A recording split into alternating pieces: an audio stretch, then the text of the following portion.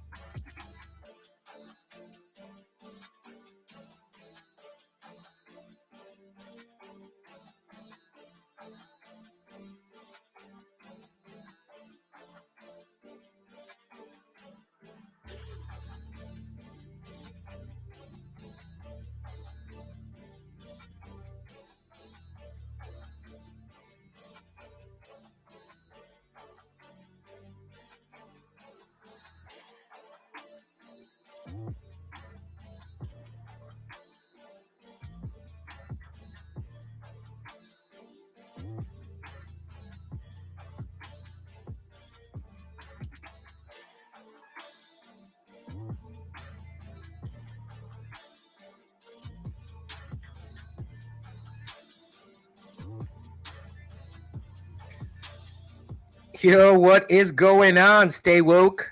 Stay woke, people. Class is in session. You are right. We have here the man of the hour, Mark Petrino. Before we do get into that, my name is Rodrigo. I'm going to be here with you today. We're going to be going over meme stocks. Okay. I love this. And we're doing this for the first time. All right. We're going to be going over all the meme stocks, technicals, charts, and we're going to talk about fundamentals, what happens behind the scenes and all that stuff.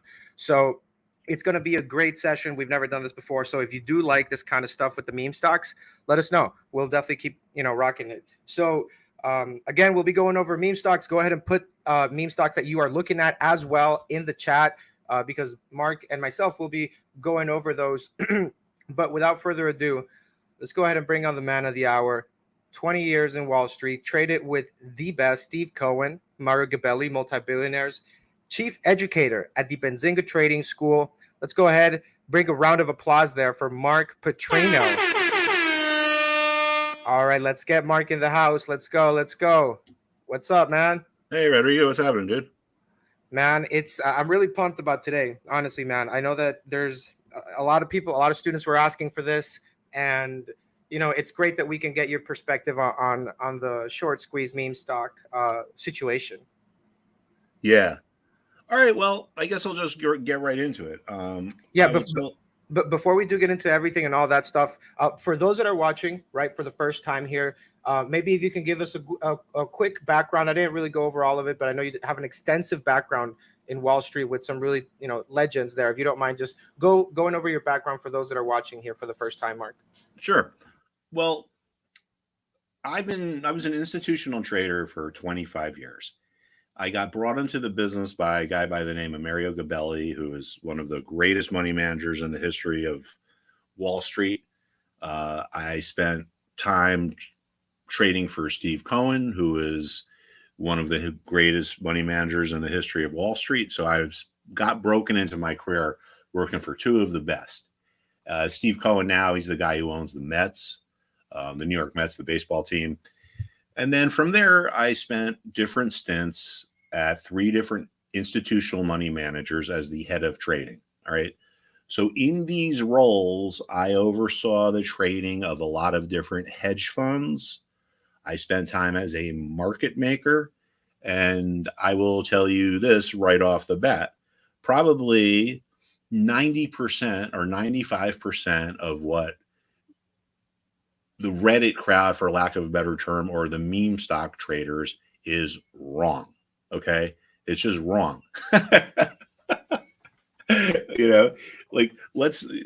I don't even know where to begin, but I saw this one thing, which I'd like to point out, and I hope I can find it. To me, this is very, I find this very amusing in a lot of ways. Let's see if I could find this one. I'm sorry. I think I might have probably it might have fallen back there a little bit. But the first thing I want to address is this, right? This whole thing with Ryan Cohen and Best Buy, or I'm sorry, Bed Bath and Beyond. For some reason, let me explain what happened. Okay, I don't know this 100% for sure, but this is, if I had to bet, this is what I would guess has happened. Let me look at this discussion thread here. All right. Ryan Cohen is what we call an activist investor. Activist investors take big positions in companies, big enough that maybe they can get a seat on the board or something like that. They think that, okay, yeah, this is what I wanted to say. Okay, so an activist investor gets into a company and they want to churn it around, and if they're successful, that's great. So, this guy Ryan Cohen, he comes in and he invests in this money in in Bed Bath and Beyond, and he buys these out of the call options. And there's this misnomer that these market makers are going to have to go buy millions and millions and millions of shares of this stuff and that's going to jack the price up. All right. Ryan Cohen, and this is my assumption, I don't know this for 100% of the fact. He came into Bed Bath and Beyond. He saw it. He said, you know what? I can't turn this place around. It's just too messed up. So I'm going to get out. He makes his, he says he's going to get out. He sells his stocks. He sells his options. He moves on. He's not just using his money. He is managing money for other people. One of the misconceptions that people have is that, like, a hedge fund, it's the big guy versus the little guy. The hedge fund guys are out there just to go rip off the little guy. And that is just completely an asinine way of looking at the market. In the institutional money managers that I was a head trader for, I probably oversaw the trading of 10 different hedge funds. Okay. Institutional money managers have different vehicles. They have hedge funds, they have mutual funds. Let me tell you something. My last job that I was at, our biggest client, or our biggest hedge fund was, I don't know, $400 or $500 million. We had two clients. And who are the clients? A church endowment and a teacher's pension plan. Money managers or hedge funds manage money for the most part for other people. They manage money for the quote unquote little guy.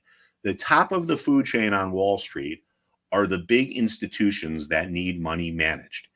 Endowments, like I just saw, state of Texas has, I don't know, I think it might have said $440 billion in their, or, the Texas endowment. Harvard is, $45 billion. Then you have pension plans that have billions, sometimes trillions. These are the top of Wall Street. These are the people that need to have money managed. The hedge funds, the institutional money managers, they want to manage that money because they get paid fees if they do a good job. So ultimately, the hedge fund and the institutional money manager are not trading for some mythical oligarch who comes into work every day thinking, how can I go rip off, Billy Right. Punchbach and Joe Sixpack? Right. I guess it's important to note that, like, there's a lot of, misinformation out there. Retail traders very susceptible to this kind of information.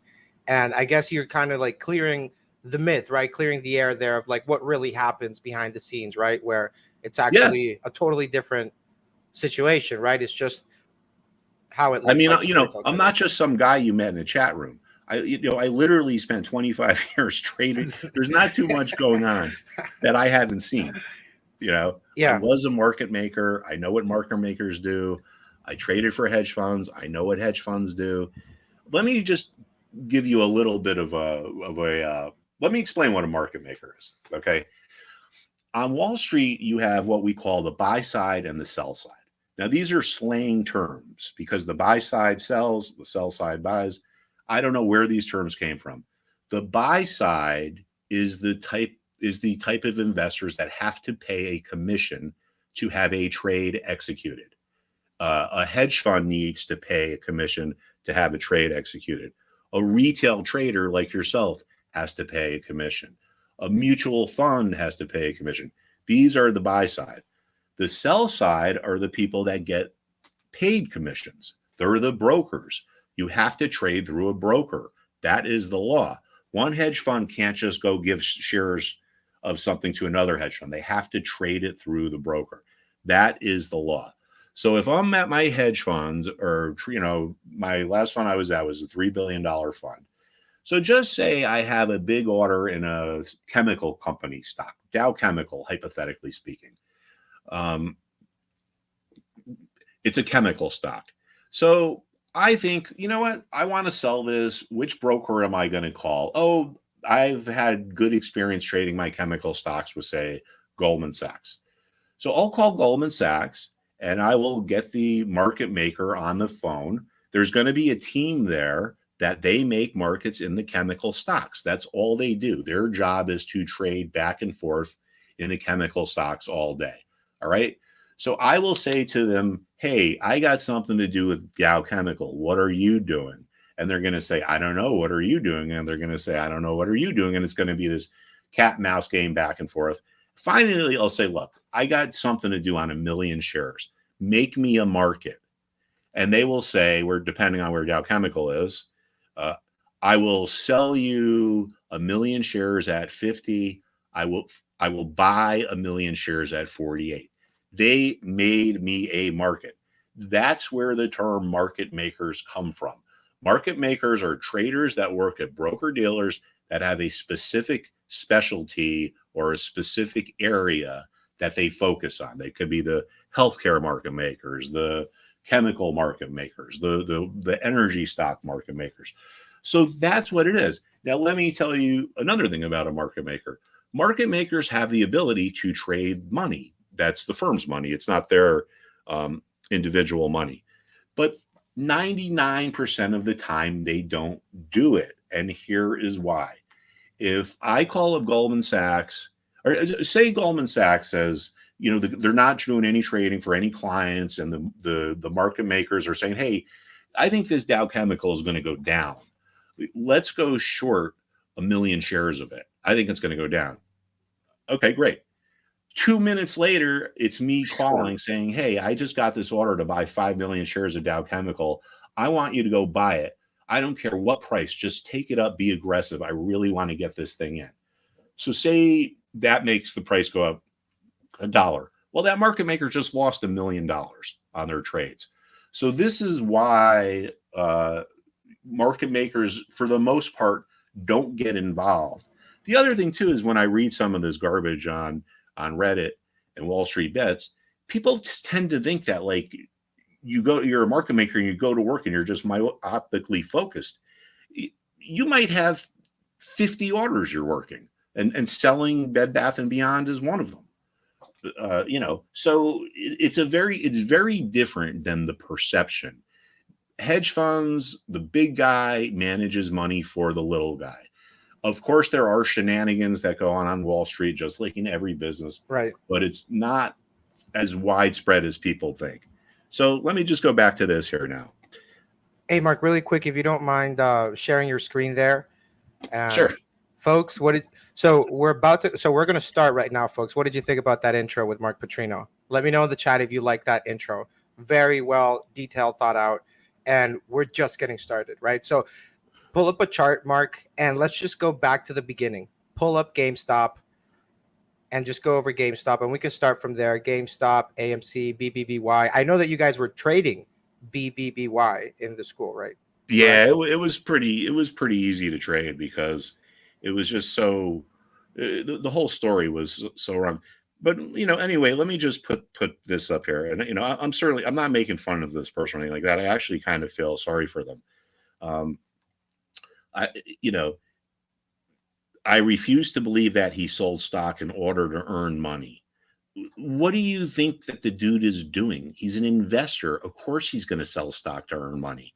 And he's selling it on behalf of his clients. I'm sure maybe some of it is him. I still trust him completely. If he's bailed on us, like, who is us? The retail community? This just really kind of, to me, just really is a good display of just how, I'm not saying the person is dumb and has a low IQ, but they just probably read all this other stuff and they don't really understand what's going on. I mean, I'm a guy that actually was in the hedge fund world, and people tell me, how about, these hedge funds, they're so mean, they're so evil. How do we get 130% of a short of float short, right? If you take a stock, if every stock has what we call the float, that's how many shares are available for trading. If 10% of the shares are sold short, people will say, it's got a short interest of 10%. So there are these things now where we see that shorts are more than the actual number of shares that the float. So how could 130% of the float of a stock be short? That's 30% more than shares that are available for trading. Let me explain to you how that works. it all comes back to the ETF world. Oh, you're welcome, Nev. It all comes back to the ETF world. All right. I'm going to just bring up, I don't know, just some random ETF. I guess I'll just bring up the Qs. I don't know if Bed Bath, you know what? I'll bring up XRT because that's the retailer. So Bed Bath and Beyond will be in there. Right. So this is how these things work. There is this continuous process of what we call arbitrage that goes on behind these ETFs. And that's what allows them to exist. ETFs didn't really exist in the late 90s until they figured out a way to do it in the back. I mean, I could explain it all to you, but they came up with a way where they can do this. So this is a basket of stocks, XRT. We can actually even go to the fact sheet and see which stocks precisely are in this particular ETF, the retail ETF. And this will tell you. Let's go to our holdings. And we can see, all right, Carvana is 1.67%. Chewy is this, Etsy, Dick's Sporting Goods, so forth and so on. So Bed Bath & Beyond is going to be in here, but it's probably going to be just lower because it's a smaller market cap. So anyway, if we look at this ETF, XRT, we can theoretically, actually not even theoretically, we can know factually exactly what this ETF should be worth because we know how many shares are in it of each stock and we know what the price of each stock is. So we can come up with a precise value for this. Now, this is how the arbitrage process works. And this is a different type of market maker. So don't get it confused with the type of market maker I was just talking before. Most of this is just done electronically. Say a lot of buyers come into this market and they drive the price up to where it gets to its higher than what it should be. The value in the market is higher than if you took all the stocks and so forth and figured out the precise value. For example, the precise value might be 67.20 and aggressive buyers came in and they took it up to just say 68. Well, what will happen is the market makers will sell short the ETF to fill those orders. Then what they'll do is they will go into the market to buy the stocks that are in the ETF, and that will make them go higher. Now, to a regular retail investor, you can't do that. If you short a stock, you have to return the same stock to cover your short. 1 second here. So, all right, let me just think about that again. All right, so now as a regular retail investor, me, you, if we shorted a stock, we would have to buy the same stock to cover it. In the ETF world, it's different. There are these things that we call creation units, and these are these baskets of stocks that they can use to cover. So a market maker who's making a market in ETF up at State Street can short the ETF, and he can go out and buy the basket of stocks to cover. Now, let's look at it this way. Let's assume that the stocks are trading at a higher value than, it's not that the ETF is higher than the stock value now. Now let's assume the stock value is higher than the ETF. Like, for example, maybe people went on a buying frenzy of Bed Bath and Beyond, and it pulled the the stocks are now worth more than the basket that's in the ETF. What will the market makers do? They will short the stocks and buy the ETF to cover the short. Now, this type of short interest is different than the typical short interest because this is inherently covered by the arbitrage mechanism. But if you see a stock where it's like, oh, it's 120% short interest, how can that be? The odds are it's because of this arbitrage process that's going on to back this, to back the ETF's trading. So, you know, another thing about this whole Bed Bath and Beyond trade was that it got so overcrowded. Like, if everyone is kind of saying the same thing, you know, if everyone's on the same side of a trade, it's not going to work. And frankly, a lot of the students really did well on this because despite all the hoopla, and despite all this, that, and the other thing, the most important thing that institutional traders pay attention to is what price levels in a market are important. So I don't even remember what news was going on back here in March, but the stock stalled out right around 27. There were sellers back there. What happens here? The stock stalls out right at the same level. Forget all the news, forget all the supposed, option buying and so forth.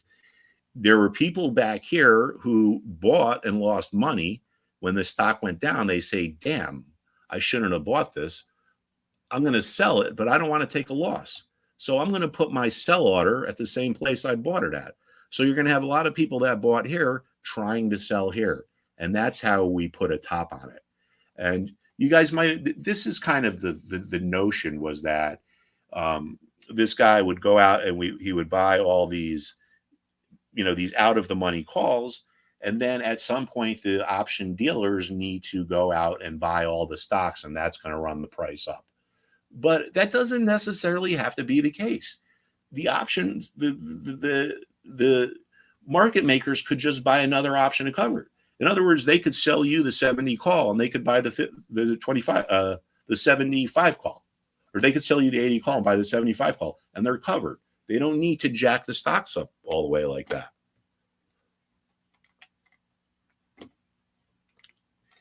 So anyway, one of the things I like to teach in the school is not just about trading, but about how Wall Street really works. And it's not as complicated as people think. We keep it really simple. There's all these like confusing trading things that people look at, like things like GAN theory and all this like, Fibonacci stuff and all this like crazy stuff like this, which I don't even know what it is. In the real hedge fund world or the real institutional trading world, we're focused on pretty much four things. Which levels are important, what the trend is, and what's the momentum, and what's the investment psychology. So I don't know if Rodrigo mentioned, but I run the Benzinga Trading School. And in the school, we have 8 classes. And when you don't just take the 8 classes and then it's over, you take 8 classes and then they recycle. One of the classes is just on levels. How do we identify important levels? Like we just talked about right here. Why would something peak out at a price that was resistance before? It's not just a random coincidence. There's an actual supply and demand reason. When we look at these charts, we're looking at mass psychology. We're looking at human psychology. People bought here. They were upset when the stock went down. They decided to get out when they got back here. And lo and behold, that's what happens. So what are some of the other meme stocks? Oh, let's look at AMC. There's some lessons that can be taught here about trading. And this actually, I think, may bounce. I'm not saying, long-term hold, but I'll just explain to you why, because it ties in with some of our our lessons. So now going back to, if you guys know AMC, for some asinine reason, they decided to buy a mine back in March. So a lot of people that wanted to experience their former glory of, back here, were just grasping at straws. They were looking for any kind of reason to buy it. Any kind of news would have driven the price up. So this price here is 29.9. Let's just call it 30 to just make it simple. So I'm going to write that in over here. I'm going to write in 30 over here. All right. Now, notice how this stalled out at 30. Notice how there was resistance at 30. This is a psychological dynamic that a chart can illustrate, a human characteristic. And it's the characteristic of buyer's remorse. People bought back here last August, well, it's over a year ago, around 30. It went up to 50, and they're like, oh, this is great. This is easy. I'm better than Steve Cohen, blah, blah, blah, blah, blah. I'm going to go rip off those evil hedge fund traders and those evil market makers. So anyway, some of the students were thinking about getting me a black hat so I could look like a villain, like a black cowboy hat. But anyway, so people buy here and then just pretend, well, not pretend, people buy here and then it falls below the level. And what happens? A lot of these people who bought say, this sucks. I shouldn't have bought it. I regret buying it. I want to get out, but I don't want to lose any money. So I'm going to sell it if it gets back to the price that I bought it at. So if there are enough of these remorseful buyers placing sell orders, the level that was support can become resistance, like here and here. Now, why is this important? Well, just say that you bought AMC down here and this news comes out, oh, for some strange reason, they bought a mine, the stock's blasting off. Where should I sell it? Well, what you do is you look to the left on the chart, which is basically looking into the past, and you say, $30 is an important level. There's probably going to be remorseful buyers trying to sell their stock there. Sure enough, that's where it turned. So one of the main ways we can come up with price targets, or where we can figure out where to buy something or when to sell it, is knowing where these price levels are. All right. And you can pretty much look on any chart, and you can, sometimes it's more clear than others, but pretty much on any chart, you could just see these whole dynamics. Like, look at this. This was wasn't this a meme stock, right? Support converted into resistance. Hey, Mark, really quick here. Just want to give a shout out here to Jenny85. Welcome to the school here. Let's go. Big shout out. Hello, Jenny85. Thank you. Stay woke, people. Weber. Let's take a look at Weber, because that's another one. And I have a Weber grill, and I'm going to be firing up in about 3 or 4 hours. All right. Once again, we can see these principles. I mean, this is not as clear, but you got to understand these things are much more volatile than your typical stocks, just because of the nature of what's going on with the whole meme stock community and so forth. All right. So let's look at this. So Weber rallies, and where does it find resistance? Well, look back here around 1180. Where did you find resistance here? Got a little bit above it, but basically 1180. Right here, the peak was 1160. So if you bought this stock down here and it's taken off and you're thinking, where should I sell it? Well, selling at former resistance levels or selling at former support levels tends to be a good idea. That's a question I get a lot from some of the newer, more inexperienced people is, how do I know where my price target is? And one of the things that we really teach at the school, where we really emphasize, is that we let the market tell us what to do. At least in theory, we let the market tell us what to do. We don't want to guess. So if you bought Weber here on June 16th at 736, and you said, let's just say you bought it at 7. You bought Weber at 7, and you say, I'm going to double my money. If this thing goes to 14, I'm going to sell it. Guess what? It gets up here to around 12, and it reverses. And now you're right back down to break even. And if you hold on to it over here, you have a loss. You didn't know where to sell it because you didn't let the market tell you what to do. You guessed. You guessed it was going to get to 14. If you looked at the market and listened to what the market was saying, the market is saying, hey, dude, there's a good chance there's going to be some resistance. Maybe you should sell it somewhere around 12, maybe even a little lower. So obviously buying at 7 and selling around 12 is not as good as buying at 7 and selling around 14, but at least you wouldn't have missed it. Let's see. Yes, Nav. That's what market makers do. We are not, I can tell you with 100% certainty that when I was a market maker, I did not go to work every day thinking, oh, gee, how can I rip off the little guy? My main job as a market maker was to be working orders for my clients who are institutions. They could be hedge funds. They could be a mutual fund. So I know ultimately that I'm actually representing the little guy. My obligation is to our clients, right? The clients are little people, or not. I don't want to say little people, but little guys. I got into this not a, I don't want to say an argument, but this kind of heated discussion not too long ago with some guys going on and on about market makers, blah blah blah, hedge funds are so evil, blah blah blah. So I started talking to the guy, and I said, do you have a pension? And he's like, yeah, of course, I'm a union guy, I have a pension. And I said, do you know where that money is invested? And he was like, well, not really. And I said, well, guess what? I happen to be a trader at a firm that has hedge funds, and one of our biggest clients is an iron workers union. So you who hate the big guy might even actually have money being managed by the big guy, and you don't even know it. So there's the whole the whole thing about Right. Wall Street is there's just a lot of mystery, and there's a lot of mystery for a couple reasons. One is a lot of these quote unquote gurus that you see in the financial media, they have no idea what the hell they're talking about. They're journalists, they're not traders.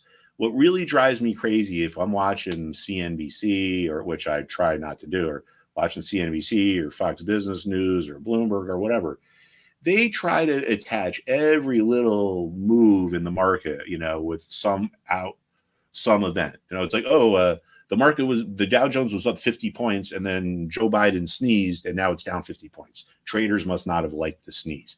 It's like no one sits around in these hedge funds and watches this stuff. 98% of the time when the market's moving, it's just moving because of just random order flow. It's very rare that's an actual story that's important enough or impactful enough that it's actually going to move the market. And that could have to do with oil, interest rates, Right, things right. like that can move market. Really quick here, Mark. Let's move on here with HUSA. That is actually we traded that. Actually, I traded it myself, and it's like the meme stock. I think it's a meme stock from the chart, but it's like for energy. Yeah. Let's take a look at this one. What do we see here? So this really blasted off. And at some point we looked at this before. Now this is not, this is kind of volatile, but we can still kind of see the same principle here, but just at a little bit of a different degree, right? Like where did it run into resistance? Well, kind of right around the same level that it ran into resistance there. One of our classes, like I said, is how to identify these important price levels. Now look down here on the bottom. We can see that there's kind of support around here. Now a lot of you guys would be surprised at how long some of these price levels can stay intact. I'm going to bring up CVS. I mean, I know it's not a meme stock, but who knows? Maybe it will be tomorrow. But I just think you guys have probably heard the term market memory, and that just shows you how long these levels can stay intact. So last January or February, CVS reports good numbers, stock rallies. Where does it stall out? Around a 111. Same place as it stalled out 7 years ago.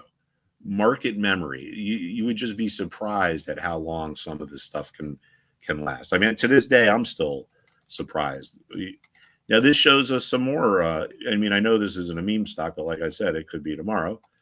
But we saw how support can turn into resistance. Now we have an opposite dynamic here. Resistance can turn into support. This doesn't happen because of buyer's remorse. This happens because of seller's remorse. People sell, stock went lower. They thought they'd made a great move. Stock goes higher. And they say, you know what? I want to buy it back. I shouldn't have sold it. Damn. But I'm only going to buy it back if I get it for the same price I bought it at. So what was resistance can turn into a support level. Here we see again, back to what was support can become resistance. So understanding this stuff, how certain price levels are more important than others is, I don't know if I don't want to say 90, but 80% of the 80%, maybe 70% of being successful. Look at Bristol Myers. Where did this thing just stall out? The same level it stalled out back in July of 16, the same level it stalled out back in November of 99. So November of 99, this is where I just became the head trader of a fund down in the city. But anyway, the same level, the same principles apply on these, a lot of the meme stocks. But we just have to remember the meme stocks are a lot more volatile. But my advice to people that trade meme stocks, and actually in the trading school, we've actually kind of had a lot of fun over the last few days, ever since this Bed Bath and Beyond kind of brought this community back in. There's a lot of easy trades there, because if something is in some chat room, and actually we could probably find something right here. Let's find most active stocks. That is what's going to be in the chat room. Probably something low price. I don't know. Tilray, 3M. Okay, Palantir Technologies, right? That's considered a meme stock, I think. PLTR. Whoops. All right, so now what do we see here? Just let's look at these basic principles. So the principles we teach in the school are the levels, obviously. I've mentioned that a few times. The trends. Stocks are always either going up, down, or sideways. And momentum. Momentum is a measurement of how far something has moved in a given period of time. Every stock or crypto or option or bond or whatever it is, has like a typical or historical trading range. It's characteristic trading range. So they spend most of their time within those trading ranges. If something gets aggressively sold, and gets pushed below that range, we call that oversold. If something gets aggressively bought and gets above that range, we call that overbought. All right. Now, why do we care about stocks that are overbought or oversold?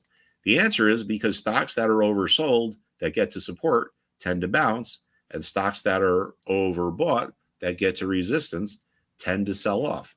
So just by having this simple knowledge, or this like understanding of it's oversold, it's at support, there's a good chance it's going to bounce. I know it sounds simple. I know you guys are probably like, oh, come on, it can't be that easy. And I'm not saying it's easy by any means, but I'm just saying it doesn't need to be as complicated as you think. Some of these retail traders think that, the guys who are the greats, they have these like secret systems that always work, and they don't. That's just not the reality. I mean, Steve Cohen loses money on a lot of trades. I just want to point this out. So this is the guy that hired me. So I'm forever indebted to him. And what's amazing is that he looks the exact same he does now that he did when I worked there 25 years ago. But he hired me out of business school, like this dude in the 80s was like one of the biggest, he was like one of the kings of the mutual fund world. But he's involved in everything. There's all kinds of stuff going on there. So that's who I worked for. So Mario, and I doubt Mario is listening right now, but if he is, I would say thank you. If you ever see him on CNBC or whatever, he is a person to pay attention to. And I'll show you the other guy who I worked for. Where can I find? Let's see. Steve Cohen Metz. So let's see. Where is Steve? So this is Steve Cohen. So he is the guy who just bought the Mets. So he's actually done a good job turning them around. $2.4 billion he spent. So anyway, not to, I don't want to like just pat myself on the back here or whatever, but it was an honor, and I had to work my ass off to get into these places. You don't just show up and say, hey, can I have a job? I mean, I think my first interview with the people at Gabelli was in January, and they hired me in August. So it was like an 8-month interview process where I probably had to meet 20 people. But anyway, it's when it comes to trading, there really isn't too much that I haven't seen. And a lot of the stuff that is going on, history repeats itself. Well, history doesn't repeat itself, but it rhymes. And there's so many similarities to what we just went through with the cryptos and these meme stocks. Back in the late 1990s, when the internet bubble was going on, guess what got really big? Day trading. All these people were like leaving their jobs to go day trade. Back then, they had places where you'd actually go. And so there'd be trading desks so people could interact. Now people just trade from home. But, it was a very similar thing.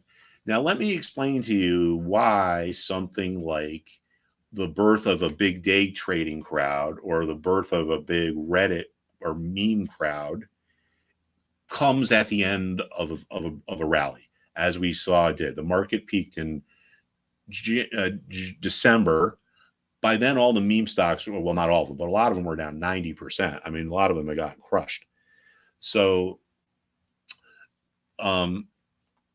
there's a famous story about a guy named Joe Kennedy, who you've probably heard of. He was the patriarch of the Kennedy family, JFK's father. So back in the 1920s, he was what they would have called a Wall Street operator. Today's terminology, he would have been a hedge fund manager.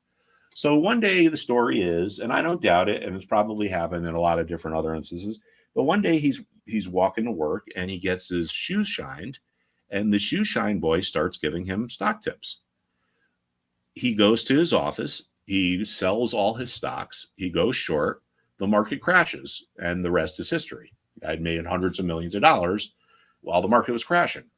Now, is it that he doesn't like shoe shine boys? Is it that the guy scuffed his shoe and he was mad at him? And the answer is no. When people who don't normally buy stocks, there's no one left after them to push the price any higher. That's the end of the food chain. I had my own experience here, and let me just show you the market where I had a leaky pipe. I worked out of my house here, and I had a plumber come by, and he was a young guy, probably about 30, and he saw all my screens, and he's like, "Oh, are you a day trader?" And I told him about what I was doing and so forth, and he said, he's like, "I had a friend, a plumber, and I have a friend who's an HVAC guy, and they each became day traders, and they want me to quit my job to become a day trader." And I said, "Are you going to?" And he's like, "No, I don't think it's a good idea." And I said, "You know what? I don't think it's a good idea either." Guess when that was? That was the week of Christmas. That was like right here, the very top of the market. So just like in Joe Kennedy's day, now when you have all this Reddit crowd coming in and these people leaving other jobs to become, day traders, there's no one left behind them. The market runs out of buyers. And if the market runs out of buyers, the only way it can go is lower. You probably have heard the Warren Buffett gets credit for it, but a lot of people say it. Buy when there's blood in the streets, like here. The really smart people were buying down here. The really not so smart people were giving their stocks away. It's the opposite. If the market gets excessively bearish, or if the vast majority of investors get bearish, what do? They sell their shares.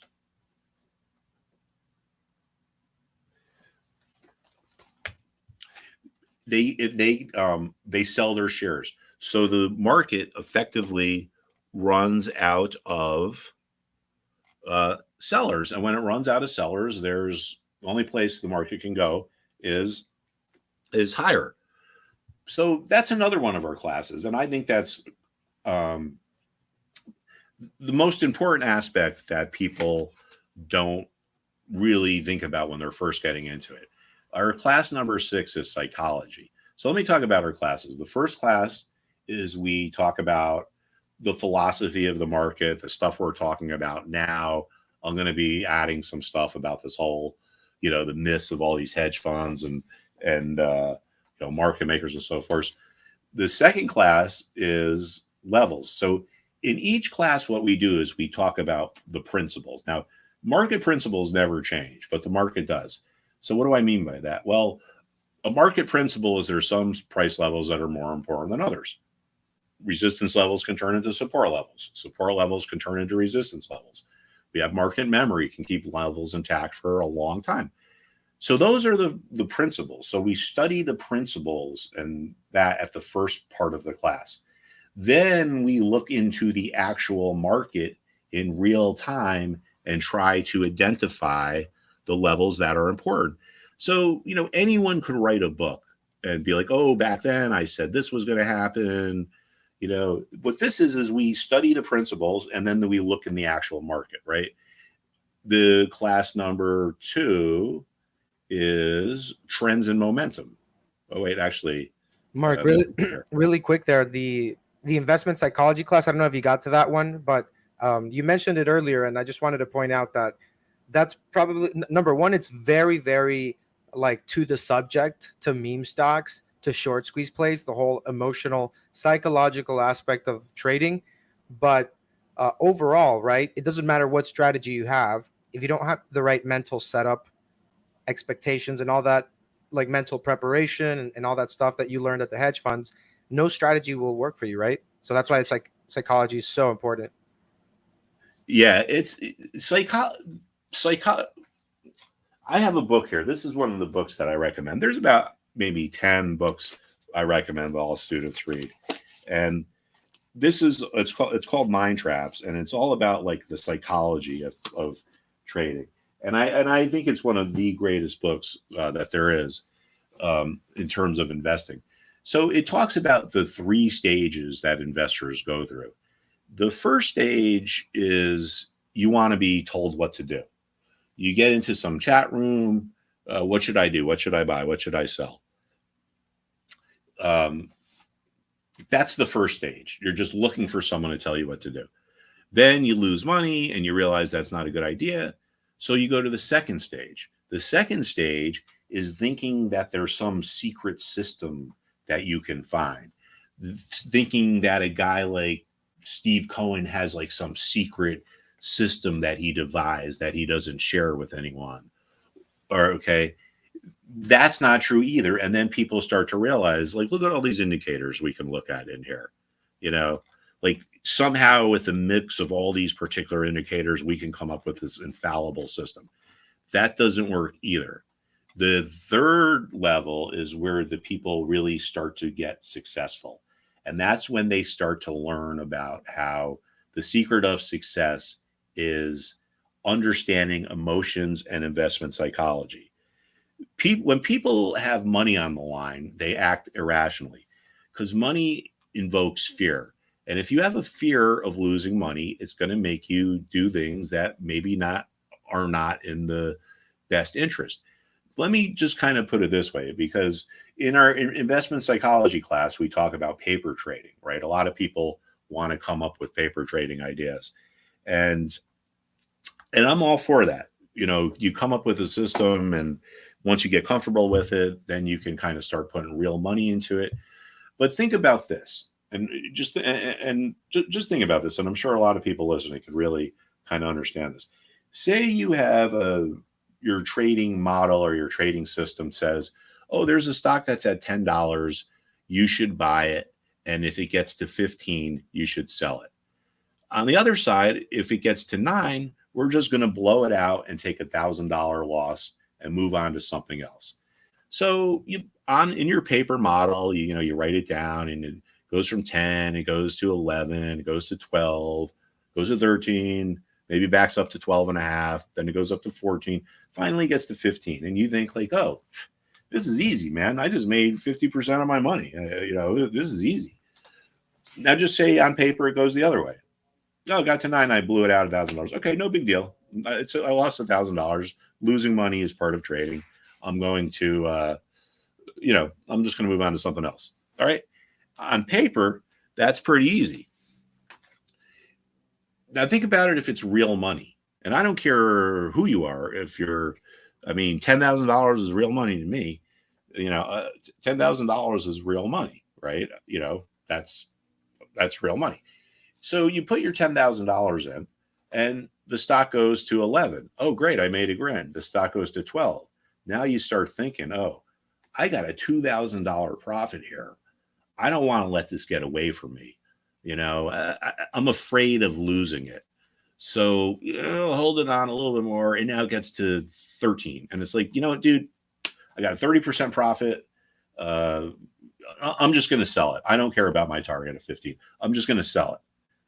I got my 30% profit. That's great. And guess what? You sell it and then the stock goes to 15 and you left $2,000 on the table. Now let's look at it the other way. Now with real money, stock goes to 9. It's like, I don't want to lose $1,000, man. That's $1,000. That's like some serious money. And plus, if I get stopped out, it's also going to be like me kind of telling myself that I'm stupid. So I'm going to hold on to it, and then it goes lower and lower and lower. So this fear of losing money makes traders do the two worst things they can possibly do, and that's selling their winners too early and holding on to their losers for too long. Now, the difference between a great trader, like I just say, a Paul Tudor Jones or Cohen again or whatever, there's some other ones out there, is they have the emotional strength and the emotional self-discipline to let their profits run and to take their losses and move on. And that is the secret. There's no secret mystical system that always works. Babe Ruth struck out more than any other Yankee. All right. Tiger Woods has missed putts. You can't be perfect. It's never going to happen. You would be shocked, frankly, at some of the people that I've met in my life where you might think, oh, this guy's done really well. He must be right on 90% of his trades. Well, actually, it's the exact opposite. He's right on 20% of his trades. But the ones he's right on, he let them really run. This is a little bit different than trading, but venture capitalists are people that fund companies that are not really brand new, but they're just kind of getting going. They're kind of getting off the ground. They might have a value of 10 million, 20 million, 30 million. A lot of venture capitalists who invest in the biotech industry, they'll pick 10 companies and they'll go into it fully thinking, 9 of these is going to fail. But the one that makes it is going to way more than offset all that other stuff.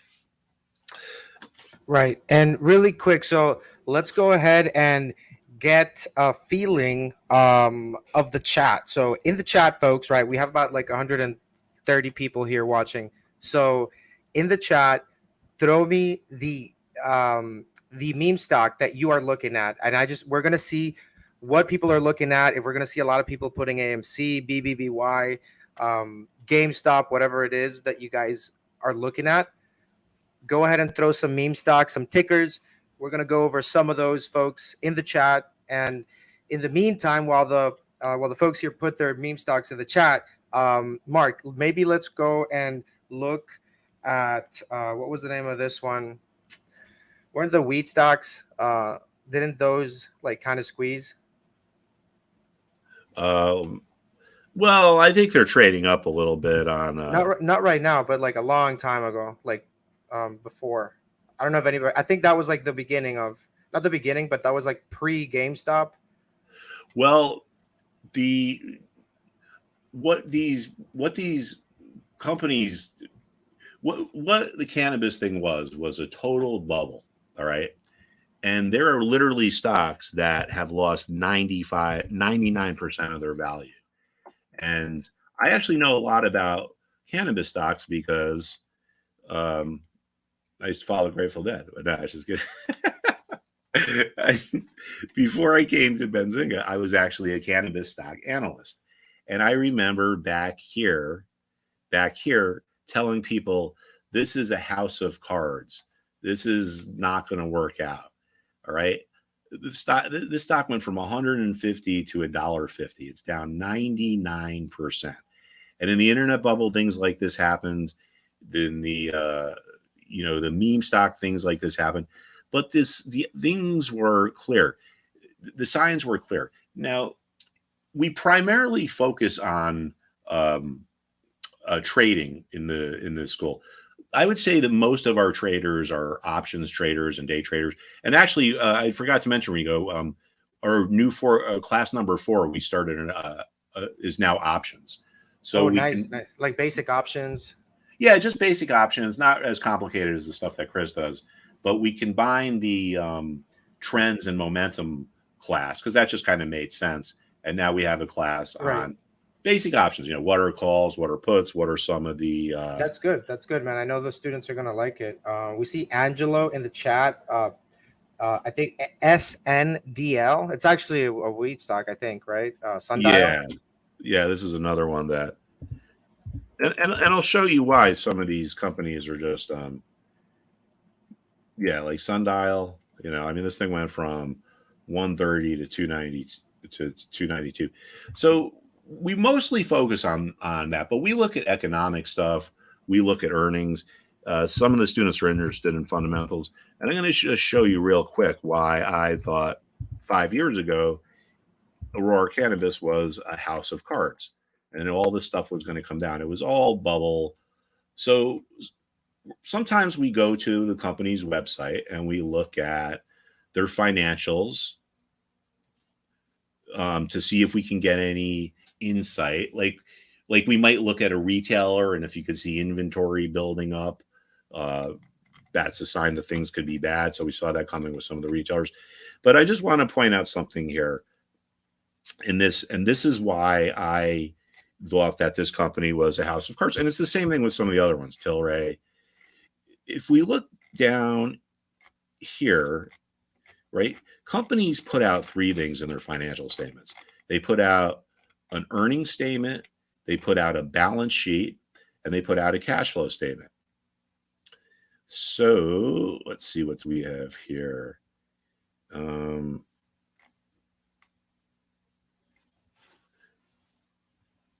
Convertible debentures. All right.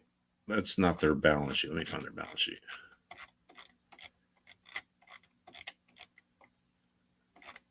Sometimes they kind of, if it's not something they want you to see, they kind of put it where you might not be so easy to find.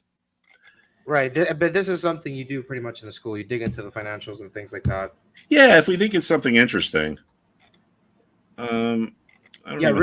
Really quick here, Mark. So, and what do you think is going to happen there with Bed Bath & Beyond? Well, I think that the company is probably now trading at a value where it should be, where it should be. And, they either turn things around or they go out of business or they get bought out. My guess is they get bought out. My guess is they get bought by some kind of maybe a private equity fund. But I think that these people that think that, this stock is going to go, take off and go back up to 80. I just probably not. Let's check out if you want to pull up a chart there of Robinhood. That was a weird time because for some reason, Mark, like let's say I buy a stock and I'm trading it the next day or it becomes a meme stock. It's happened to me several times, but with Robinhood, and talk a little bit about the industry there because I guess that's like the retail trader, like where they start. You could say a lot of people start in Robinhood. Maybe a lot of people here have Robinhood. But yeah, tell us a little bit about Robinhood itself, like as far as like, what you think the company's going to do and the charts with it. Well, it's it seems like it's turning around a little bit here, and it'll probably continue to do okay as we get into the whole, now that these meme stock traders are kind of getting back into it.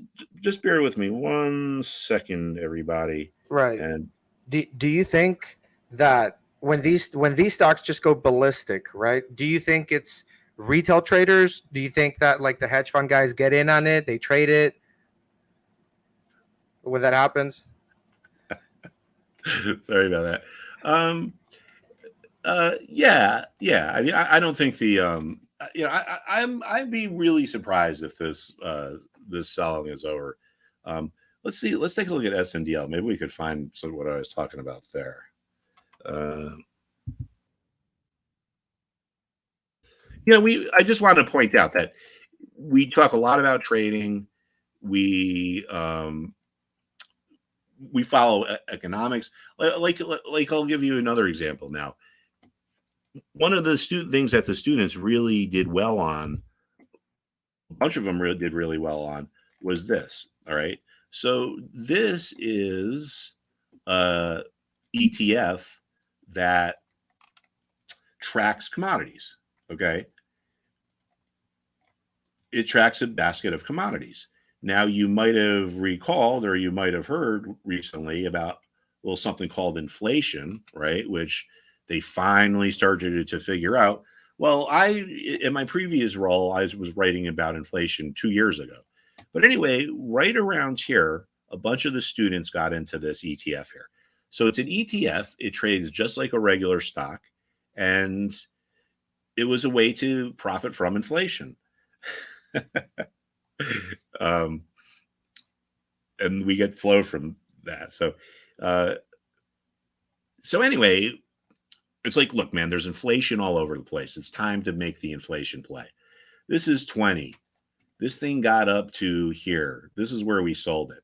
28. So this is a 40% return while everyone's freaking out about inflation and the market is going down. So how did we come up with this idea to buy something that would get exposure to inflation or benefit from inflation? Well, there's certain websites that we look at that are completely free and very educational. And one of them is this. It comes out on the first of every month. And, like I said, it's free. And the good thing about some of these sites is they're not opinionated. They don't say, oh, buy this, buy that, or sell this. So we look at this manufacturing report, and if you might have heard about something called the PMI, the Purchasing Managers Index, that's what this is. So what they do is they, talk to some of their members or people that are in the association or whatever, and they get insight as to, they ask them what's going on. So this is from this month, so it's changed a lot of it. But back in October, November, December, see where it says commodities up in price, commodities down in price? Every single commodity was up in price. There wasn't a single one that was down. Then you get some of these responses. People were saying things like, inflation is coming, prices are going up. So it was so self-evident. I don't know about self-evident, but it was so evident that we were going into this massive swing of inflation that a lot of the students got into the DBC. And while everyone else is worried because the market's going down, people that bought into this were up 40%. And it didn't come from any great, secret trading model I have or I've developed or any kind of, artificial intelligence type thing. It was just, dude, all these people are saying that all they see is inflation, inflation, inflation. Let's go figure out a way, that we can make money from inflation. And that was it. So this is something else we look at. We look at sentiment. Like, here's another cool website we look at, which is also free. This gives us our sentiment readings. Hey, Mark, really quick here. I just have to make a quick announcement because we just made the change live here while we were doing this. We received a lot of good feedback about the session here from the members. They emailed. So basically, we hooked it up. And anybody, all right, we just changed it. But anybody that does want to join the trading school will get a 30-day money back guarantee. So we're going to be posting the link there in the chat for all you folks that do want to continue trading and learning with Mark. But I just wanted to make that quick announcement. 30-day money back guarantee, anybody that joins. And you guys will have a free laptop as well for joining.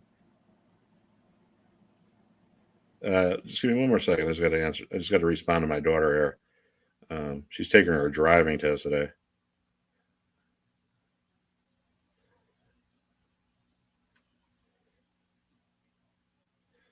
Sorry about this, everybody. Yeah, that's cool, man. And I know that this is just one of the tools, but you do have several different things that you show the students, and you break down the data, the raw data, right? Yeah. I mean, we go through this. We can get a lot of insight in terms of the economic numbers from like the Bureau of Labor Statistics. This is another thing we look at. The Bureau of Economic Analysis. And that's part of the thing about the class is that it's, you're not here to like have me tell you what to do. People, this is a place where you can come to learn how to think for yourself. We have all different backgrounds, all different ages. Like I said, most of our students are options traders that are short term, but we have people that just trade biotech. So we cover pretty much the whole gambit. A lot of our best ideas come from the students, frankly, like their trading ideas.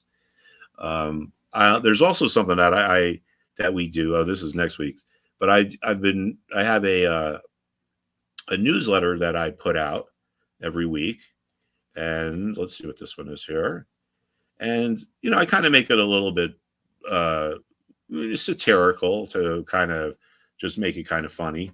But I think understanding history is very important if you want to understand trading, because we see these same things happen over and over, right? The names change, the people's change, but history doesn't. So I don't know if any of you are out there, but this is Morris code, and this is Sam Morris. So, we talk about the markets. Here's some trade ideas, things to kind of look at this week coming up. A little bit more about like Sam Morris. So, the telegraph was one of the most important inventions in history. It changed everything. And let's see, here we got oil. We've been following. Oil was another successful trade. We thought that oil would get down to 85, and it did. So let me actually show you guys that, because I know that some people might not really be fully understand how they can use ETFs to trade in these commodities markets. All right. So let me put that in here, and let me put this in here. Remember, important price levels. That's what we're looking at. So as you can tell, this level here, which was 94, was support. When this support broke, I thought, you know what? The next stop is on the way down is 85. And it got into 85. I think it was like 85.50. Now, why was this the target? Well, because it was a peak back here. Levels that had been resistance can turn into support. Now, you might be thinking, well, what the hell is that going to do for me, Mark? I don't trade oil. I'm not a futures trader. Well, believe it or not, there is an ETF that goes up if oil goes down. So the ETF is this symbol here, SCO. All right. So while oil was going down, people were making money of this because it was going up. So we teach about trading, we teach about history, we teach about the markets, but we also teach about different ways to gain exposure to different things. These days, you could pretty much gain exposure to almost anything through these ETFs. And like another thing that kind of bothered me right through January, February, March, all these, quote unquote pundits that, were saying, oh, you should go to cash, you should go to cash, you should go to cash. But there are ETFs that go up if the market goes down. So if you think the market's going to go down, then you can buy an ETF that goes up. And as a matter of fact, let me show you guys something. Now, I mean, I can't verify this because I don't see people's actual trades, but I tend to believe them. Now, this here is the technology sector, and this is, you can just see this whole this tech sector in and of itself is a trading lesson. Support becomes resistance. Support becomes resistance. Anyway, when it looked like this resistance was going to break, all right, a bunch of the students bought options on leveraged inverse ETFs. So in other words, if this went from 138 to 125, which I guess is about a 10% move, these inverse ETFs that are triple were up 30%. Okay. And this is a matter of 3 days. And beyond being up 30%, a lot of them bought options and were up, well over, like tripled, quadrupled. Like I said, I haven't seen them, but I trust them. But sometimes it's easier to make money when the market goes down, because the market goes down faster than it goes up. Because when the market's going down, it's because people are panicking and people are selling. So markets tend to go down faster than they go up. So this was a really good opportunity. And a lot of times successful trading is not trying to force stuff. Like, you don't want to try to force a square peg into a round hole. It's about sitting on the sidelines and waiting for something like this to come along and then jumping in. Like, I'll tell you the next place where we would be talking about jumping in on the short side. If we go back to this S&P 500, if this 408 level breaks, there's a good chance that this thing goes down to around 390. And, there's a book called Reminiscences of a Stock Operator. And that's another one of the great books that I recommend everyone should read. And it's about someone named Jesse Livermore, who was a great trader back in the 20s. And as a matter of fact, the students were actually looking at his book. This is the book that he actually wrote. I think this was published in 1940. But one of the things that he says in here, which I think is really just a great thing to consider, is he says he didn't make his money by being in the market. He made his money by being out of the market. And what he means by that is you stay on the sidelines until you see something really compelling that comes along. And that's when you act. So a lot of people feel like they always need to be involved. Right. They feel like they're going to miss out, the whole FOMO thing. Yeah. Mark, really quick here, quick question here. I don't know if you remember, but I think it was around May of this year. Melvin Capital was, some hedge fund out there. Then they lost billions of dollars shorting meme stocks, and basically they liquidated their funds, right? And now, what do you think about that overall, like about the market itself? And is that new to the markets? Have you seen that sort of stuff before, like funds shutting down? Oh yeah. Whenever the market goes down big, you're always going to see funds going under. I think there was one today. Because I don't really understand what happened over there. Look, there's thousands of hedge funds, so there's going to be some that are completely incompetent, because it seems to me like they put all their eggs in one basket and it went against them. And actually, let's just look it up because they said something that was pretty funny. I mean, Melvin Capital, it was like they were shutting their doors. Let's see. All right, so they're shutting down. Melvin Capital to shut down. Melvin Capital is shutting down. Anyway, so these guys put all their eggs in one basket. They got crushed. Oh, look, SEC investigation. So, maybe they were up to some shady stuff. But any legitimate hedge fund I've ever worked for, you don't have all your eggs in one basket. And what kind of showed these guys' arrogance, I don't know if I can find the actual article. It probably came out right around, I don't know, maybe May or whatever. Is this it? Anyway, these guys lost 50%, and then they said that they were shutting down. And then they said that they were going to relaunch and they were going to let their investors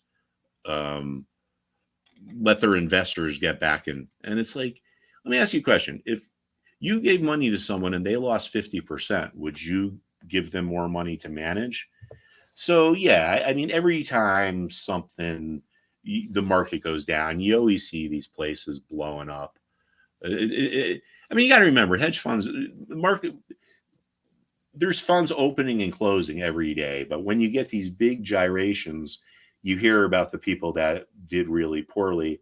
And you look at some of this stuff, and frankly, it's kind of hard to see. I start thinking that, like, if you guys took my class, you wouldn't have blown up.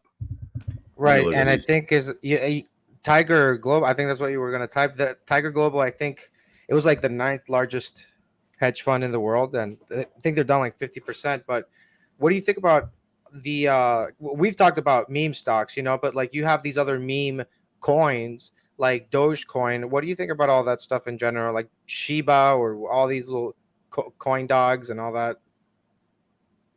Uh, you know, I'm not saying you can't make money from them, but let's look at Dogecoin.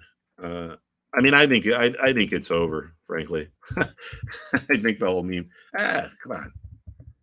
Don't get me wrong. There's still going to be some stuff that does okay, but how many? We talk about hedge funds going out of business. How many cryptos have gone out of business, or don't trade anymore? Thousands and thousands and thousands. And I've been, I have a master's degree in finance from a top university. I've spent 25 years trading in the institutional world, and I still don't understand what the hell, cryptocurrency is supposed to be, because now we're seeing it, right, of what's going on. One of the things the crypto enthusiasts were so into 2-3 years ago was, oh, this is so great because it's not regulated.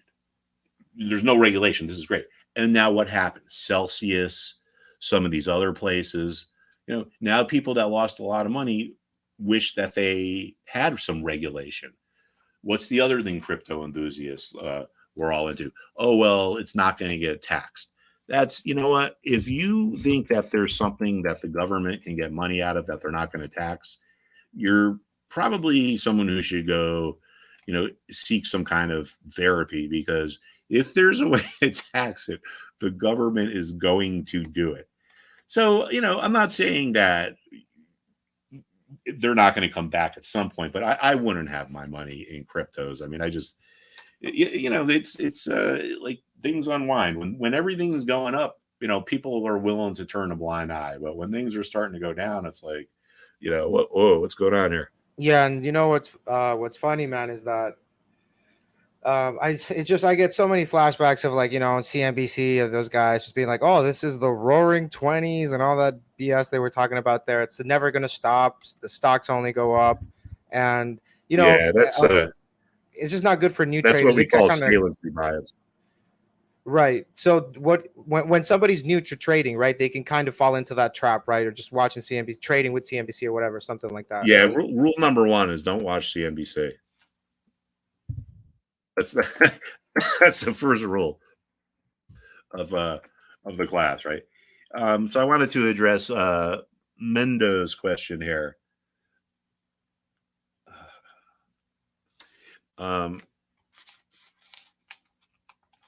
All right, just 1 second. It's my other job here, my daughter.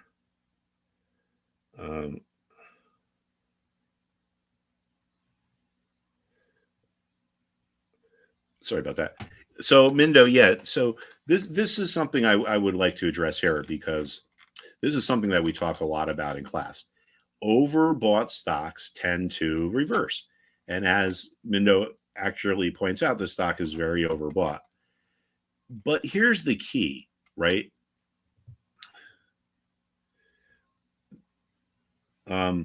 Here's the key.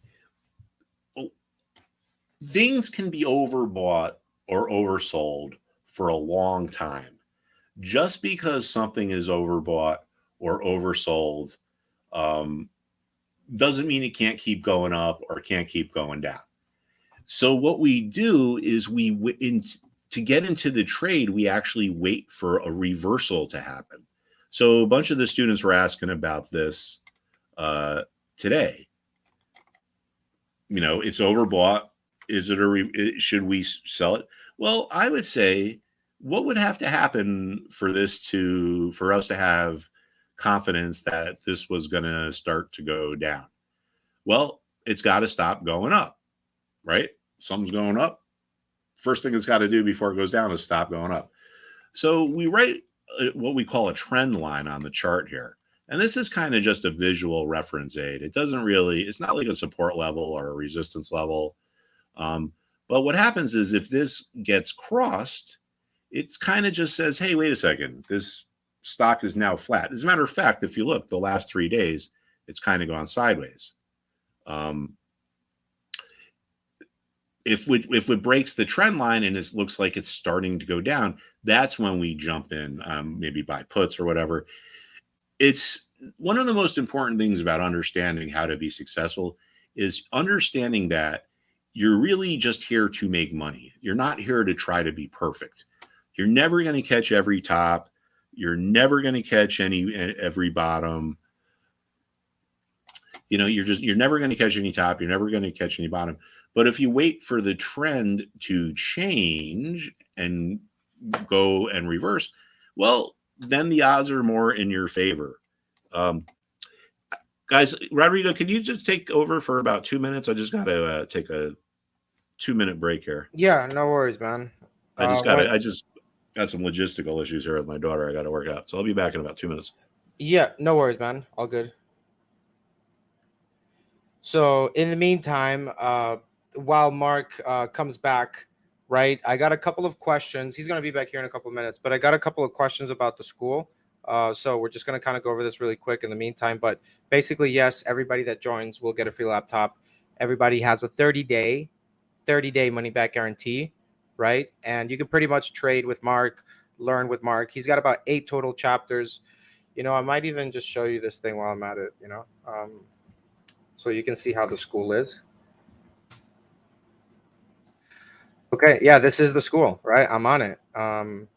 So you have the video library, you have all the recordings, investment strategies, psychology, all that stuff. Whoops. Okay, yeah, video library, right? Live. This is when the class goes live. The chat, you have a live trading room there with Mark. You have quizzes that he made. These are long quizzes. So you have live trading rooms, all this stuff, all that with Mark, class files. And let's see what else. You also get Benzinga Pro with the school. So I don't know if you guys know what that is, but it basically, I use it to find whatever's squeezing. Like if there's a short squeeze or something like that, it's super simple. Like you have this tool here. We have like a movers tool. It's like a scanner. Let me just show this to you really quick because it's really awesome. Just go in there, put gainers, session, right? And it brings you all the stocks that are squeezing. KPRX up 100%. There you go, right? You can pull up charts here. GSUN, all right? So you can always see what's happening and get the squeezes before they squeeze, right? And as it's happening. So good stuff here. You can build your watch list. I just wanted to show you that really quick here. We got Mark back in the house. What's going on, brother? How you doing? I am doing good. Okay, cool. Back. Yeah, I just wanted to point out a couple of the good trades we've had over the last few days here, and a couple, just kind of the way we look at things here, right? So where can we start? So this is a natural gas trade that we did the other day, right? Which ended up being successful. It ended up, most of the students trade the ETF KOLD. So this was a return of 3.6%, and it took 20 minutes. So if we go to look at natural gas here,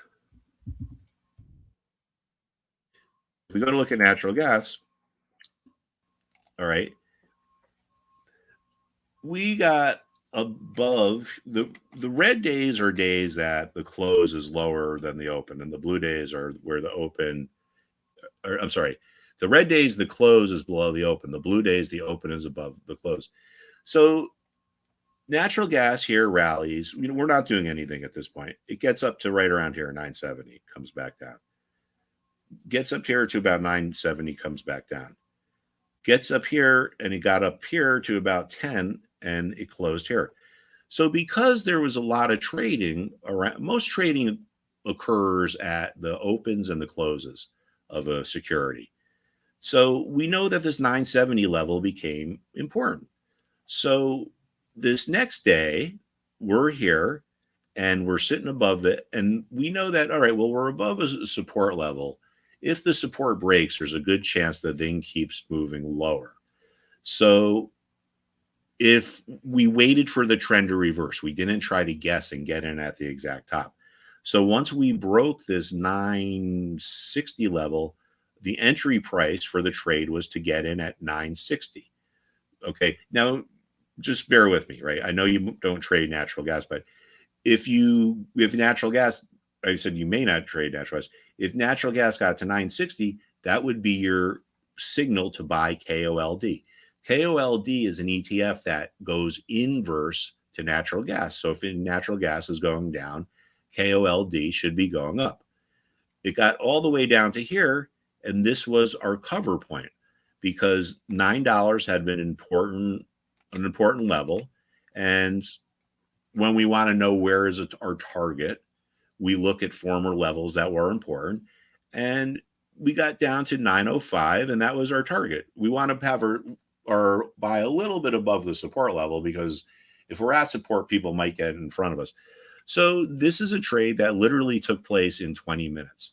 So this is August 23rd. While that was going on,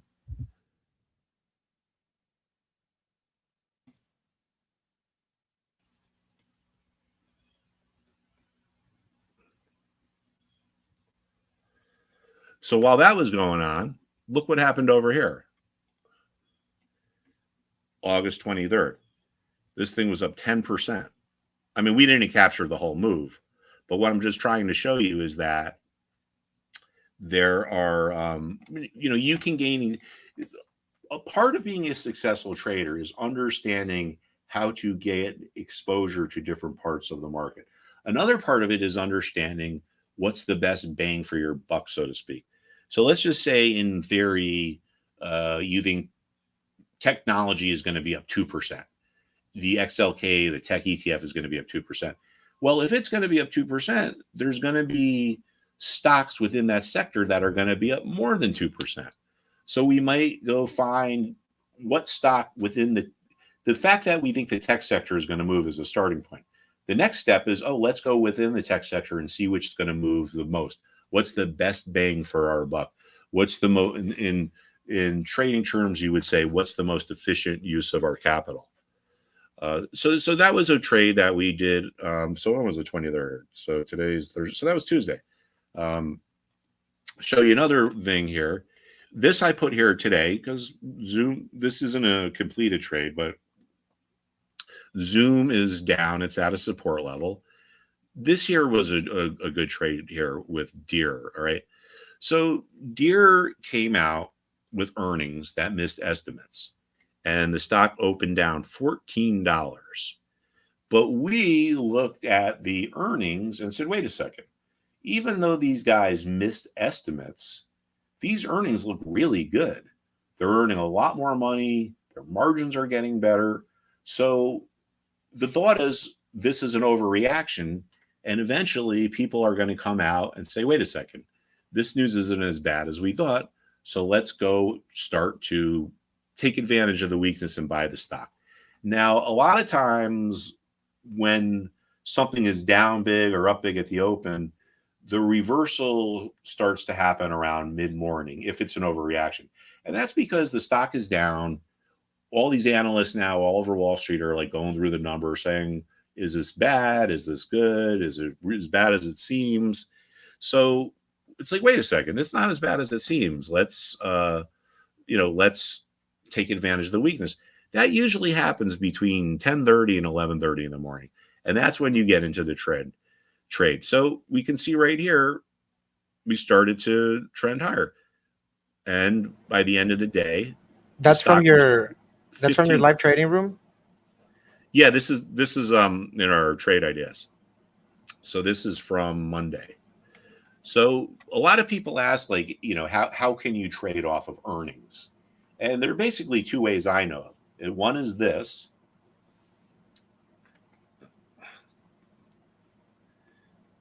So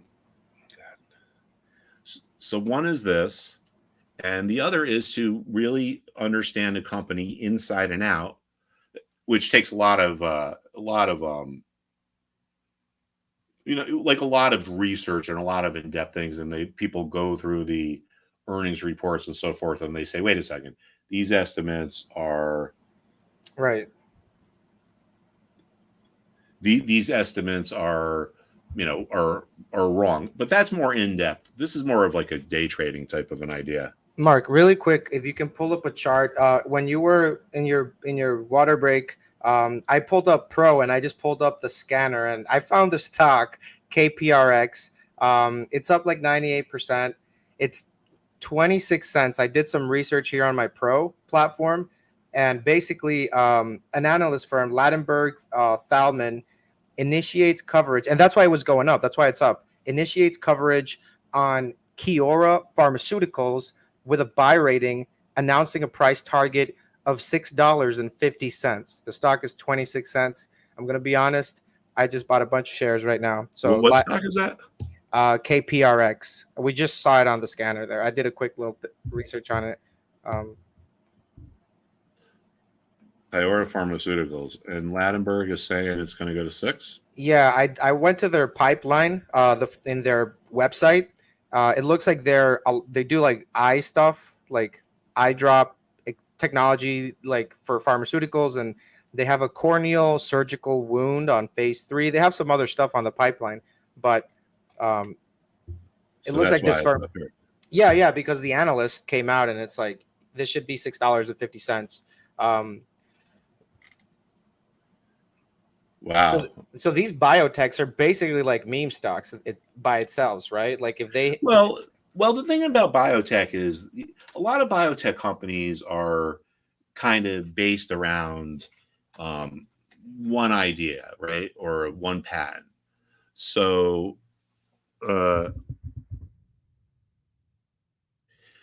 sometimes if that one idea or that one patent doesn't work out, the company just kind of collapses.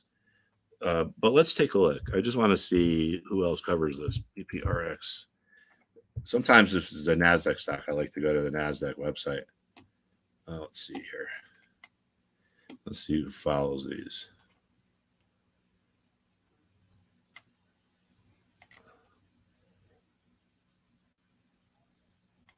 So I guess Ladenburg just initiated it because I don't even see them in here. Yeah, Ladenburg Thalmann, they're a good firm. They've been around probably. You know them? Yeah. You know they're like one of the older firms on Wall Street. I used to trade with them.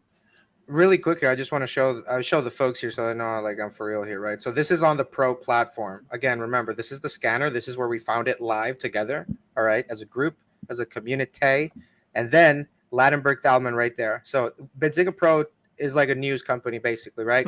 But we have like this trading platform which is amazing. It's literally like better than Bloomberg, if you ask me honestly.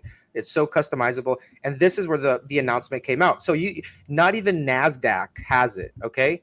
Like, so this is what I'm talking about when Benzinga really delivers. This is about delivering to you guys. So the news, all that stuff, $6.50 initiation price target, and you're getting it up on Benzinga Pro. You can see it's not even in these other places, but you do get it here, right? So you know what's going on. But yeah, I just wanted to show them where I found that stuff, where I read the news from. Yeah, I just wanted to show you this Kronos. Let's see.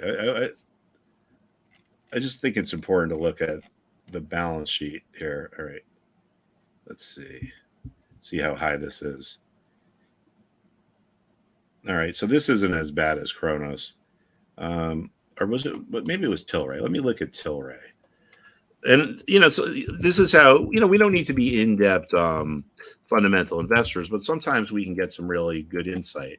And this is one of the reasons why years ago I said that these stocks are going to all, not all, but these stocks are going to get crushed. Let's see. Financials.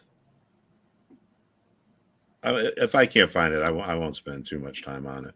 Let's just look at this. 10K just came out. That's their earnings statement. Boy, they sure make this hard to find, especially because most of the people looking at it are probably stoned, right?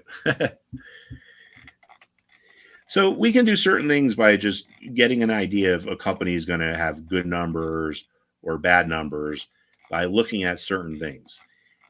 Like, for example, Tyson Chicken, that was one of our better trades at the beginning of the year. Their earnings looked really good on face value, but as we looked into it, it turns out that the only reason why the earnings were good was because they had to raise prices because of inflation. Where are these guys' financials? So, within a day or two, the stock completely collapsed. So that was an idea that we got. And I'll show you the chart in a minute if I could find this. I don't know why they don't have their balance sheets right here. All right, well, forget this. I don't want to spend too much time talking about this. I just wanted to show you how a big part of the problem with these guys was that their goodwill was so high. All right, oh, actually, all right. This is a good example right here. All right, so this is the balance sheet from Tilray, and this is one of the reasons why 5 years ago I said, these stocks, suck, and they're going to go much lower. This is the value according to their balance sheet. 5.4, I guess, is that billion? Yeah, 5.4 billion. Notice what this is: intangible assets and goodwill. All right. This adds up to 3.8 billion. 3.8, that's more than half the value of this company is goodwill.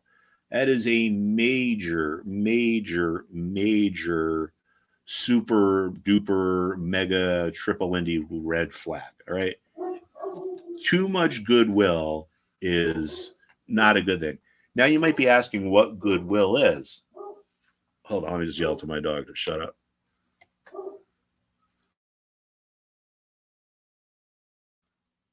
Sorry about that.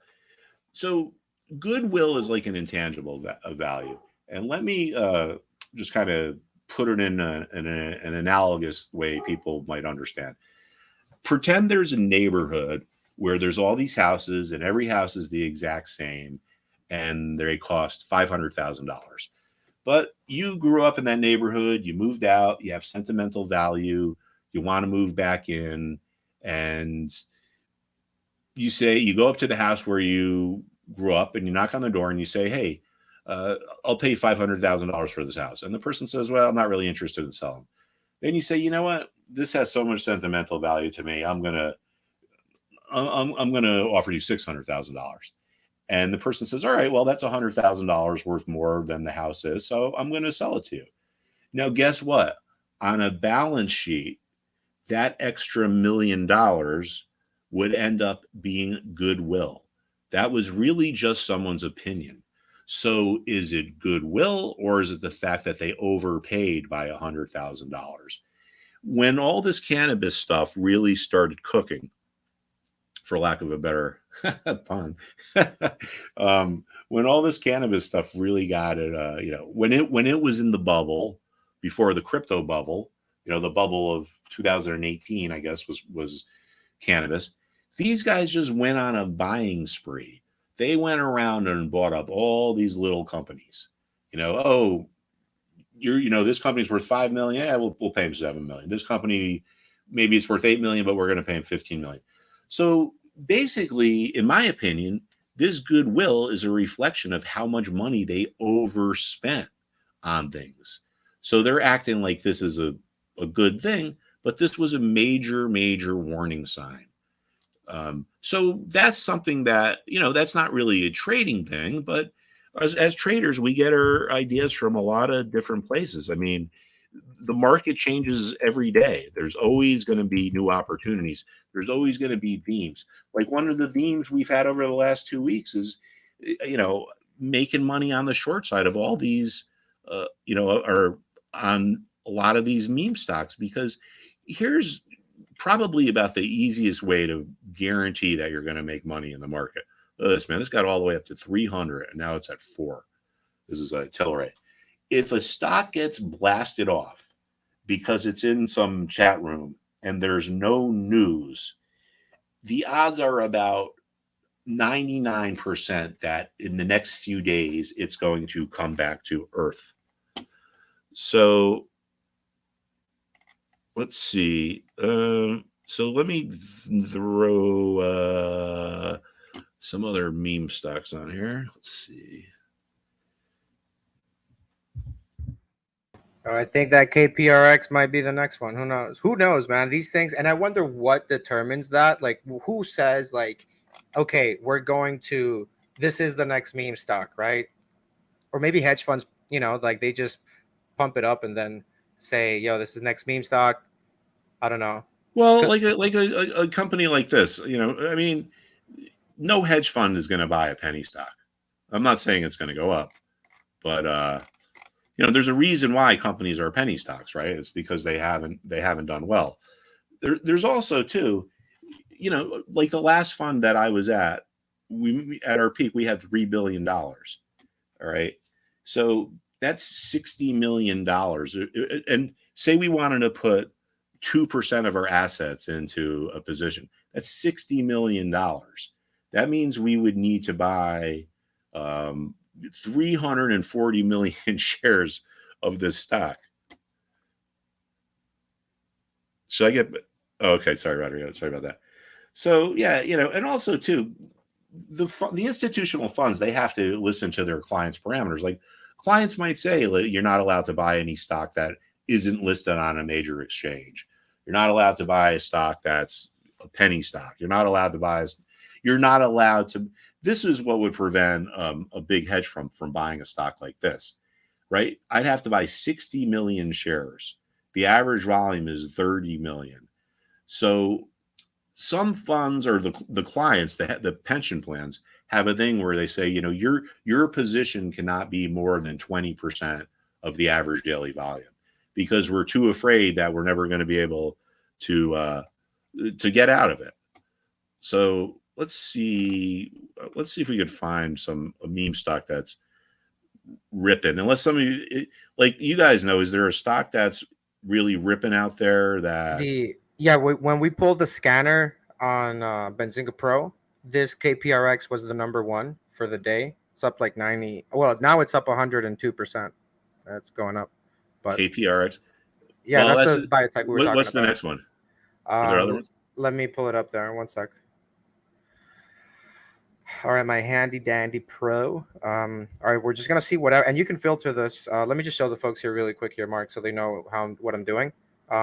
So basically here you can filter it by the price, folks, if you want to trade penny stocks, or if you specifically do not, right? You can set your price targets there for what you want to scan, market cap, sectors, you got all of them there, and session as well, right? 6 months, 3 months, 5 minutes session. So the next one we have, I mean, I wouldn't call this a squeeze, but Venar looks like it's up 36%. That's the next one. What's that, Lennar, the home builder?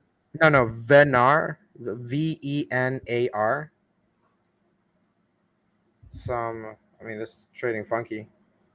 I don't even know if this is really, I don't know. It's like, what do you think there? I don't know.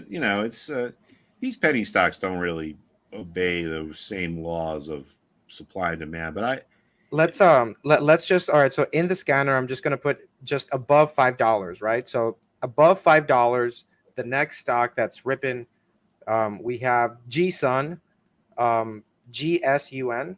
Looks like it's up 30%. All right, let's take a look at that. Damn, look at that chart, man. Like, wow. Well, this is probably just, yeah. I mean, this is probably just some kind of short covering here. Let's find something that's up really big that there's no news on. That's kind of what I'm looking for here. That's like coming a meme. Okay. So the scanner basically just tells me what's up percentage wise, but let's take a look at AVYA. Biotech Holdings. Yeah, that's up big, but that's a penny stock too. China's bouncing hard. Look at BABA, up 7%. What do you think about BABA? Do you think it's finally the moment? I don't know. I don't think I would buy. There's some seriously bad stuff going on in China in terms of the economy. their productivity. Oh, here we go. Golden Sun Education Group. So we looked at that. I like the name. See, what we want to do is here's the idea, right? If a stock is up high and there's no news driving it, it's probably going to reverse.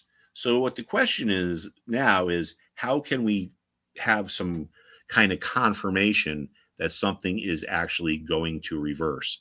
And the answer is we would need to wait for it to come back in and surpass some type of important level.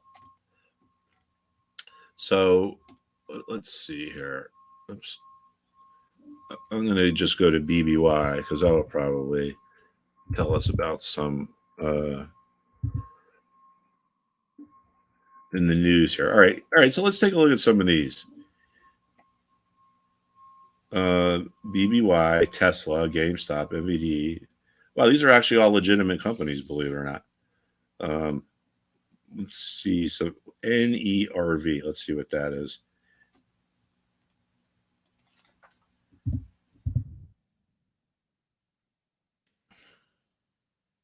Yeah. I mean, yeah, these are just nothing's really moving. It seems like it was the other day when the whole Bed Bath and Beyond thing was going on. There was just all kinds of stuff that was just taken off, and a lot of this stuff that, I mean, here's the moral to the story. If something rips really high and there's no news on it, and if the only reason why it's up is because of something going on in some chat room, you can almost guarantee that it's going to come back. And then when that happens, that's when a lot of the students have been buying, buying some of the like puts on it, right? Like for instance, like let's look at this here. Like Revlon here. This is actually that's last year. I'm in weeks. Let me go to days.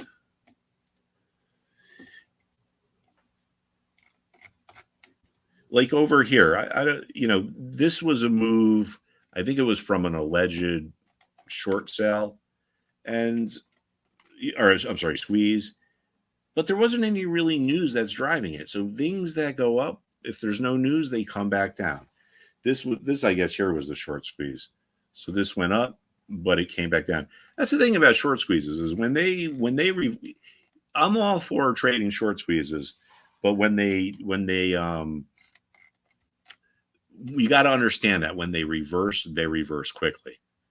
So here we could see Revlon with our same, our principles. We have clear support. We have clear resistance. So think about trading this. Something gets down here and we buy it, goes higher. Where would you think about selling it? Oh, former resistance level. So you sell it. Gets back down. Oh, support level. Probably good time to buy it. Goes back up. Where do you sell it? Oh, at a resistance level. So remember, guys, it's all about knowing where these price levels are. Let's see. Short squeezes happen way less than people think. I would absolutely concur with you on that. It's actually pretty rare to see you do see them, but it's pretty rare to see like a genuine short. Hey, I think Volkswagen was one back in the day. HTX on the YouTube chat asking, the link in the thread to register still mentions the 7-day trial. How can we make sure we get the 30-day free trial? So basically anybody that joins with the link, the thing is that we just updated it live. We had a 7-day money back guarantee, but we decided to change it and make it 30 days here while we were live. So that's why I think I said it like very, very early in the session, but basically everybody that joins that clicks the link, everybody gets the 30-day free trial. It's on the checkout. You can see it there where it says 30-day trial thing. Let's see. Learning Tree LT. Learning Tree. Wow.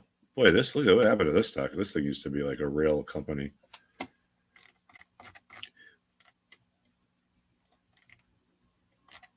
I'm just looking at this. This is like one of the things that we're really watching in the class now is what's going on with the housing market, because that could have significant ramifications. Gosh, look at this. So this housing bubble, the stock was at 77. Now it's at $1.25. All right, guys. So I got to wrap things up in about 5 minutes. So I'll just take if you guys got any questions for me, Rodrigo, I just got to get ready for a 3 o'clock call that I'm supposed to be on. Yeah, so I mean, I guess we can do some well, and then once we get that, I'll basically stick around here for a couple of minutes so I can show them Benzinga Pro in the school. I know a lot of folks here that signed up that are asking me questions about how to use the platform. So I guess I'll just, kind of do it here once we're done with you. I'll stay live, going through the platform. Any closing remarks on your end, Mark, on the school and why the folks here should definitely join the school and trade with you and learn? Well, the reason I think the best reason to join the school is you have to understand our philosophy, right? We are students of the market. We're not, ninja traders or champion traders or anything like that. We study the market and we let the market tell us what to do. So let me just show you guys this, because I know it's not a meme stock, but some of the students made some coin off of this, and for out of no other reason than our basic fundamentals. Okay. Stocks rallying. This is the financial sector ETF. It's rallying. It gets to a level that was resistance in the past. It's overbought. Overbought things that get to resistance tend to sell off. Now, notice how it kind of stuck around there for 4 or 5 days. And then we had this kind of rapid sell off. So this is something that we look at to kind of get a better idea of how something like that happens. So this is the New York Stock Exchange floor, and this kind of now is really just a museum. But the way it used to work would be all these guys they were market makers, they were specialists. So if you wanted to trade a particular stock, around the side here, we have what are called floor brokers, right? So the people, if I called Goldman Sachs and said buy 100,000 XYZ, they call their floor broker. Their floor broker runs over and goes into, actually, let me put it in the example. So say I call Goldman Sachs and say sell 1 million shares of XLF. They're going to call their floor broker, who's down around the corner here somewhere. That floor broker is going to come over and get into front of the specialist, and they're going to be in this crowd. Now, say you're in the crowd and things are trading back and forth, and things are going back and forth, and then you just happen to notice, well, wait a second, a couple of these sellers, a couple of the buyers left the crowd. Oh, wait a second, I also see 2 guys coming over here now who I think are going to be big sellers. So maybe I shouldn't be so price sensitive around 335.70. I'm going to reduce my price to 35. Now I have the lowest price in town. So if any new buyers come into the market, I am going to be the lowest price and they're going to come to me. So what happens? Well, other people in the crowd look around and they say, oh, Mark just reduced his price. Maybe I should reduce my price, and so forth and so on. So this is why when things get to resistance and they don't break through, eventually they tend to sell off and things kind of accelerate. So this ended up being a profitable idea. And it's not just XLF. What we do is then we look within the sector. XLF follows the sector. We look within the sector to see what stocks are there. And then we see which stocks look like they could potentially go down the most. What are the most vulnerable? What are the most overbought? What are the ones that have the farthest amount to go down or could potentially go down? So we would look at these individual stocks and figure out what's the best way to gain exposure to that part of the market. So with all that, guys, I have to wrap things up. I just got some family obligations I got to take care of. But I guess Rodrigo's going to stick around and answer questions. Yeah, well, I'm gonna show the folks here that signed the pro platform here, and big shout out there. Okay, wait. Okay, on. Thanks everyone. I hope to see you in the class. Thanks for joining us. Appreciate it. All right, there you go, folks. Mark Petrino, and we're gonna show you here a couple of things here with Benzinga Pro. It's part of the school for all you guys that did Join here really quick. I just wanted to show you a couple things. You can do your charts, the scanner, right? Again, remember that's where we found the KPRX one. Really interesting though. And actually, I'm going to show you like how you can take advantage of Pro really quick. If I could tell you to only use one thing in Pro, it would probably be this. If you're trading, even if you're doing like longer term setups, like you could do a credit put spread, really nice here. 3-6 months out. Look up, go up, on the uptrend.